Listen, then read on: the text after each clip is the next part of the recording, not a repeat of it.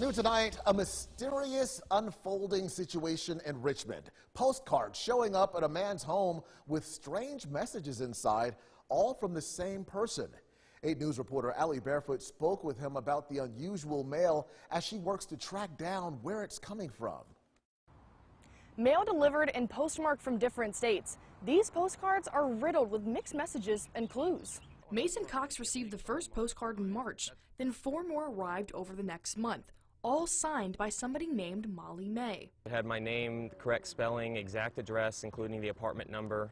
It was truly meant for my unit, and so it had to just be me. I don't know why it was me. The first one included a note about drones, supposedly without knowing Cox has a hobby for the aircrafts. And only a few people really would know about that. I haven't posted about it on the internet. I don't have any footage from the drones anywhere. It's just kind of a personal thing. Cox and his girlfriend Tess Delano simply want to know why. For me, that is the goal, is just to find out what the purpose of these are or who's doing it. It's just a mystery. With no contact information, the couple is trying to determine what it is Molly May wants.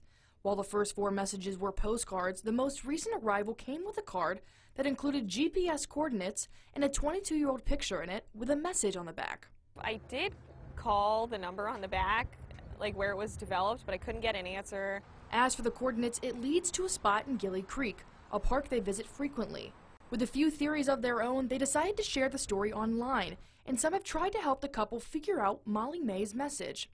Which leaves the most important question: who is Molly May? Molly May, just come forward and tell us who you are. This is all for fun. We're having fun. We're enjoying it. If not, we'd like to know who you are, just so we can put a stop to it. They have not received another postcard in over a month, but that does not mean Molly May is done, leaving the most important question: who is Molly May? That remains unanswered for now. Reporting in Chesterfield, Allie Barefoot, 8 News. Excitement is mounting in Richmond as the Flying Squirrels get ready to host their first playoff game since 2014. 8 News reporter Damon Reynolds talked with the CEO of the team to figure out what fans can expect as they get ready to go nuts, and it looks like Damon is ready to join the team. Right. Well, the Flying Squirrels CEO Todd Parnell tells me that he's fired up for the Squirrels to be hosting a playoff game here at the Diamond, and he says that a season lost during a pandemic in a new potential stadium are creating a ton of buzz ahead of the Thursday night matchup against the Erie Seawolves. Boom! That was a good one. Flying Squirrels CEO Todd Parnell is excited for the fans to pack the seats for Thursday's playoff showdown at the Diamond. Well, Parney tells me for the first time since 2014, the Squirrels will host their first playoff game in this stadium. It comes after 8 long years away from the postseason. In the process, a pandemic that put a stop to minor league baseball for 1 year. It went from being the most upbeat, happy business in Richmond to really trying to stay alive as a business. It makes him even more thankful for what's happening now. The thing that I've stressed to everybody all week is this doesn't happen every year. Neither does a revamp. Just last week, Richmond officials announcing a new developer for the Diamond District project that will aim to build a new stadium for the Squirrels. Parnell says it's all a long time coming. It's just a culmination of a lot of hard work, a lot of faith, believing that this was going to happen. Parnell says it couldn't have come at a better time, especially after the Major League Baseball Association took over the minor league during the pandemic and required the 40-year stadium to meet MLB standards. And they instituted a new set of rules where facility standards had to be met. And this is how we're going to meet those facility standards. With all the bases loaded, Parnell says his excitement can't be contained. Is an understatement. We're just full of a lot of understatements today. Now, unfortunately, the Squirrels did lose tonight on the road, but Parnell wants everyone in attendance on Thursday as they fight to stay alive in the playoffs. Live in Richmond, Damon Reynolds, 8 News. Here at home, Governor Glenn Youngkin has declared a state of emergency in anticipation of heavy rainfall this weekend. To make sure you have everything you need to stay safe, we've gathered a list of items for your storm preparedness kit. 8 News reporter Roland Wilson joins us live with what you need. Roland, what do we need? Well, Eric, Deanna, even though we won't see the effects of Hurricane Ian until this weekend, government agencies across the Commonwealth say it's never too early to prepare your safety kit no matter where you live. As Hurricane Ian rips through parts of Florida, safety is top of mind here at home. Government agencies say now is the time to stock up and start getting ready. I caught up with customers today to see how prepared they are. I have water, I have food, I have batteries, flashlight definitely. I have a first aid kit. I do have a couple extra batteries. Some say they've stocked up on essentials like cleaning supplies, flashlights, and duct tape. Others say they still need items to complete their list. So percentage-wise, how prepared do you think you are? Percentage 50%. 40. According to the Virginia Department of Emergency Management, planning and preparing before a hurricane strikes can help you manage the impact of high winds and floodwaters. Which is why now is a good time to gather the supplies you need before the storm comes. So today I grabbed my cart and went aisle by aisle, grabbing items, checking my list, and checking it twice to make sure I had everything I needed to prepare a kit. The Virginia Department of Health says this will not only help you get through a storm, but through the possible recovery period that follows. Now keep in mind the items I mentioned are just a few that you can get now, but for a full list of items and to track Hurricane Ian for yourself, visit our website at WRAC.com. Live in Chesterfield, Roland Wilson, 8 News. University of Richmond students and staff under attack by an owl. Thanks for joining us for 8 News at 11. I'm Eric Phillips. Deanna is off tonight. The owl on campus has attacked at least 3 times and has taken a professor's hat. 8 News reporter Don Reynolds spoke with one of the owl's victims, and he's live on U of R's campus tonight with the very latest. Damon, good evening. Well, Eric, I'm here on campus, and let me tell you, this is strange. To say the least, a number of students tell me that they've encountered the mysterious owl, but none like a chemistry professor who I spoke with who says he's been attacked, get this, twice, and he also says that he's seen multiple as well. It felt like a 10-pound pine cone hit the back of my head. The owl in these videos just attacked you.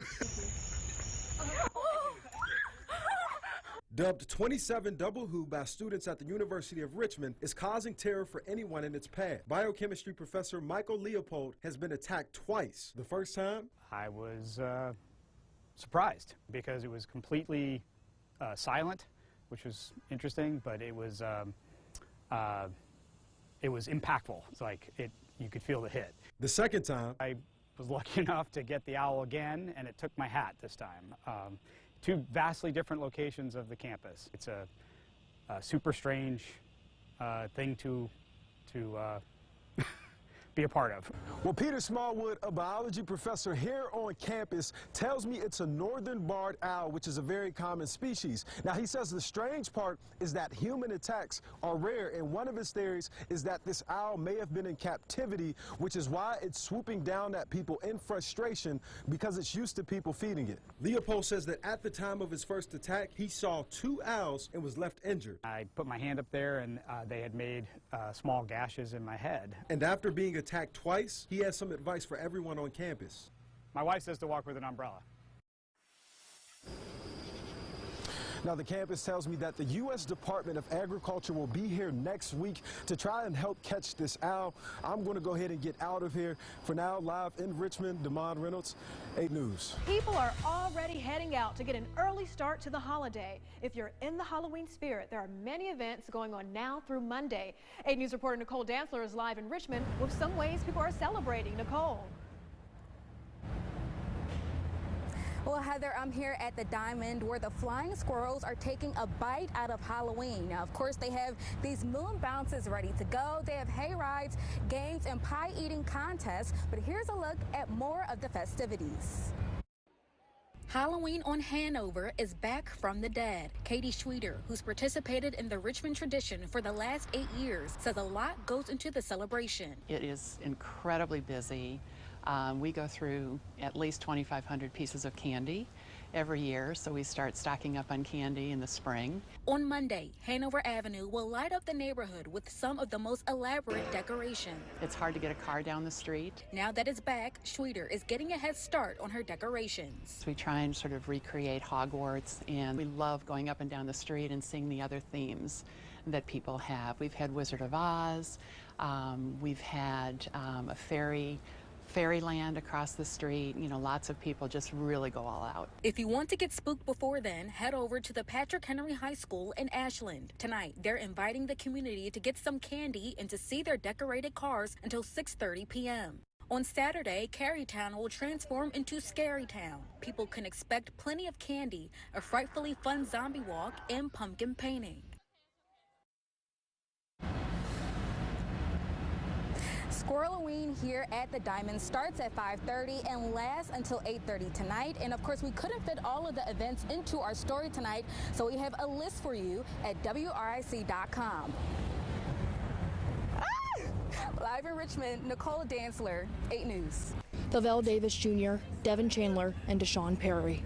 They were strong young men, but they were also good kids. The 3 UVA football players were shot and killed on campus after returning home from a field trip in D.C. UVA was supposed to play a home football game today with their teammates Davis, Chandler, and Perry. Instead, they attended a memorial service for the 3 young men. As a mother and as director of athletics, this tragedy has pushed me to my limits. Athletic Director Carla Williams shared stories of the 3 students and honored the 2 others who were wounded. Running back Michael Hollins was shot and injured in the shooting, along with UVA student Marley Morgan. Both are recovering well. Sorrowful emotion washed over UVA's campus this afternoon as students in the Charlottesville community were broken this week but came together as Cavaliers to honor the victims. Tears flowed with heartbreak as pictures of the men shined brightly in the arena's Jumbotron. The memorial service began with a welcoming statement and regards from University President Jim Ryan. It was a shocking event that reverberated around grounds and around the world. Followed by moments of silence, prayers, and musical performances, such as Grammy Award-winning gospel singer CeCe Winans. Multiple members of the UVA football team spoke on behalf of their beloved teammates with speeches, poems, and joyful memories. Defensive lineman Lorenz Terry spoke first about his friend Devin Chandler. Devin is a special person. He brought light and joy to everybody, made everybody smile. He may not be here with us, you know, physically he's forever in our hearts. Everyone here, he's forever in your hearts. Lavelle, Devin, and Deshaun. Followed by cornerback Elijah Gaines reflecting on Lavelle Davis Jr.'s life. First-year kicker Will Betridge played high school football with Deshaun Perry. He shared his joyful memories with the 3rd year. A piece of my life was taken from me and from our Cavalier community. You are the brother that I never knew I had. Head coach Tony Elliott closed the ceremony remembering his outstanding players. To my 3 young kings, I'm eternally grateful for you. Thank you for being the light to the world. The memorial service allowed attendees to say goodbye to their friends, classmates, and sons. We are better, and we will do better because of Devin, Lavelle, and Deshaun. To the families, we love your sons, and we will make sure their legacy never fades at the University of Virginia. Reporting in Charlottesville, Allie Barefoot, 8 News. Lighting up Richmond's skyline isn't the only holiday event happening this weekend. 8 News reporter Nicole Dantzler is live in Richmond to tell us more about the places you all can go to have fun, and she's looking festive out there tonight. Good evening, Nicole. Well, thank you, Rachel. With Thanksgiving behind us, families are already getting into the Christmas spirit, but there is a lot going on. So here's what you can expect. The 39th annual Christmas parade in Richmond begins tomorrow at 10:15 in the morning. It will start at the Science Museum of Virginia and move east on Broad Street. Parade organizers expect 100,000 people to come out and attend, so be sure to check your website for the latest on the road closures. And then over in Petersburg, the city will be holding their annual Christmas parade starting at 3 p.m. It will start on Sycamore Street and go all the way to Old Town. And it's been a heavy few months, so Glen Allen will lighten things up a little bit with their annual Christmas tree lighting. That will happen at the Cultural Arts Center tomorrow at 4:30. And if that wasn't already a lot of things going on, Ashland is holding its Christmas market on Sunday from 11 a.m. to 4 p.m. Now listen to the reason why Nicole Loving Owens is excited for the holiday season. Just remembering as a kid myself, going to the parade was just kind of like the start of the holiday season. So it really, having a young child myself being able to carry that tradition on with him.